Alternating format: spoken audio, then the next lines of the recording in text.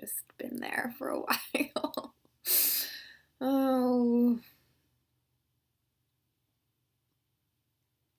I don't know. So I have filmed this twice already, and I just feel like every time I am sounding extremely dumb. And so this is the last time, last shot. We'll see what happens. Um, this is my wrap up for hashtag 5 books, 7 days. Pew, pew, pew.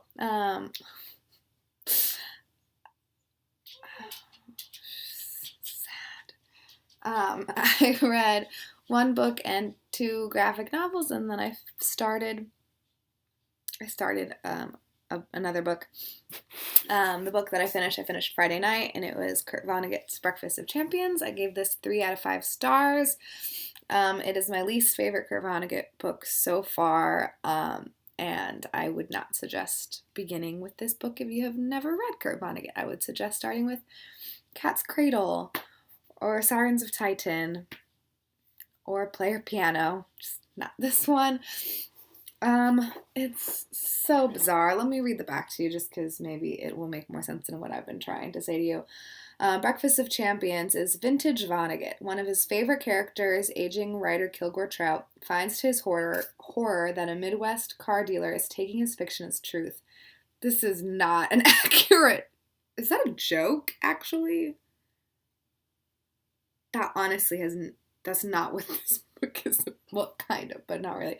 The result is murderously funny satire as Vonnegut looks at war, sex, racism, success, politics, and pollution in America and reminds us how to see the truth.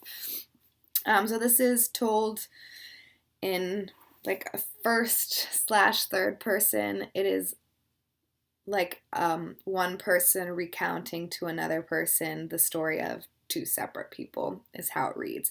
So if I were to tell you about like Susie and Billy, and then but I'm telling you, so I'm giving you my input and my stuff and like how I'm involved, even though I'm not really involved.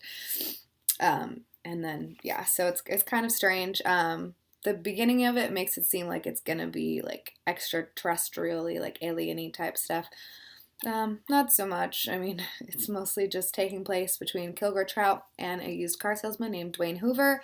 The chapters alternate between like one and the other.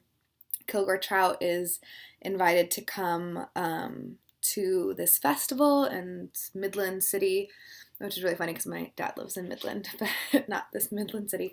And so it's him kind of coming to meet Dwayne Hoover, and then they meet once briefly. So that was like weird that they said that he's, to his horror, someone's taking his fiction for truth. Dwayne Hoover had been like going slightly insane before the start of this book, and then this book kind of like is the climax, I guess, of his progression to insanity. I thought it was okay. There's like the back says there's a lot of satire or satirical elements, and some that I don't necessarily like enjoy reading about. There's a lot of like talking about race, which just, I mean, I understand like you need to talk about it when it's relevant, but I feel like it has nothing to do with this book at all.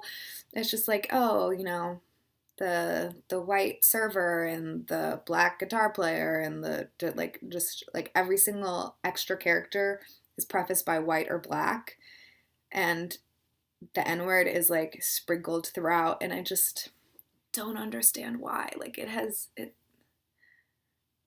I mean, it's just like it doesn't make any sense to me. So I don't know. Maybe if you've read this, you can shed some light on that for me. So that is a thing, and then I do enjoy the satirical elements about pollution.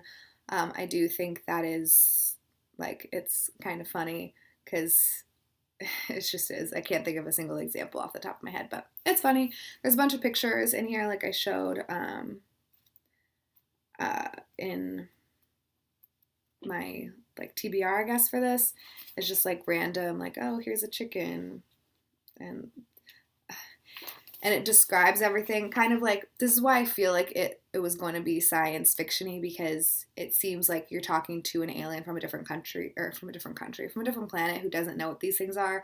Because it says a chicken was a flightless bird which looks like this, and then the whole goal of it was to kill it and then fry it so that it looked like this. So it's just kind of like describing things that we know about to someone who doesn't know what they are about. So it's just like very, very bizarre. I gave it 3 out of 5. I didn't love it. If you have read it, please comment and talk to me about this, because I'm very confused. Basically, yeah, just very confused. So then the next thing that I read was Persepolis Volume 1 by Marjane Satrapi. This was fantastic. I think I gave this a 4 out of 5 stars. I either gave it a 4 or a 5.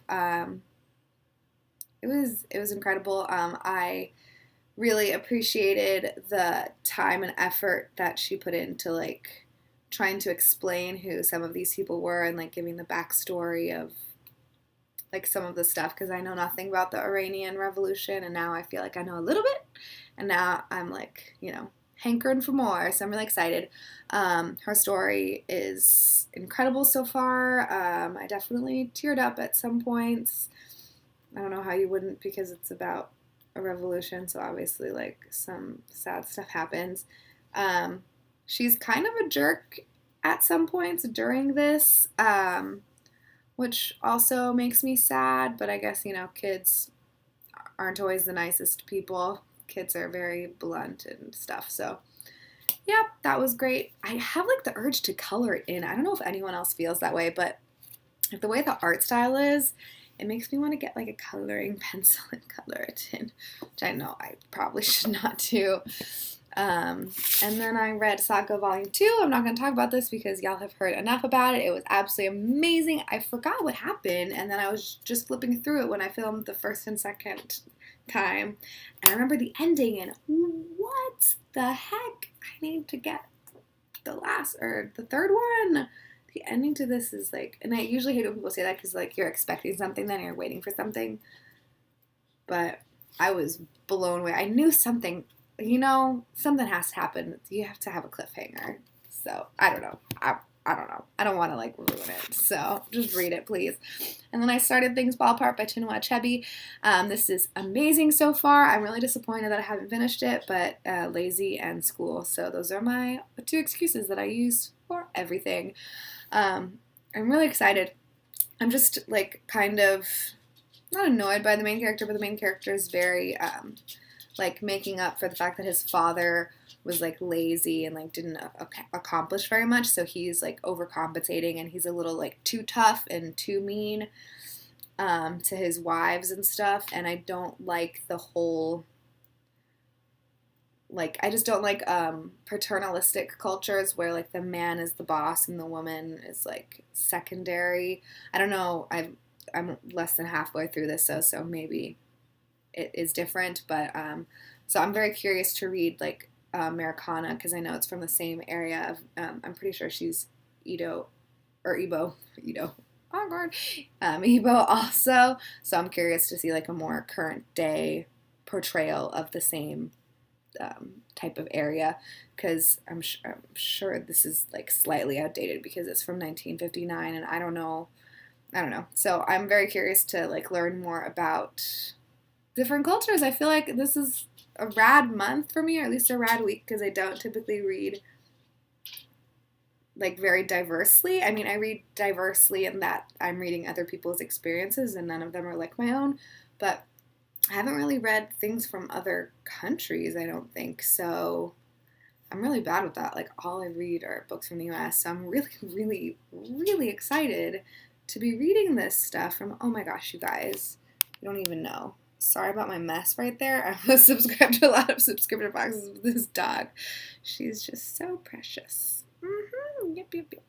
So, yeah, if you've read any of these, talk to me, especially if you've read Breakfast of Champions, or if you know of other really good books from different countries. I would love to add them to my ever-growing, super long TBR. Thanks for watching. Sorry this video is ridiculously long, and sorry that you just saw my messy room, but this dog is way too funny. So, yeah, I'll see you later.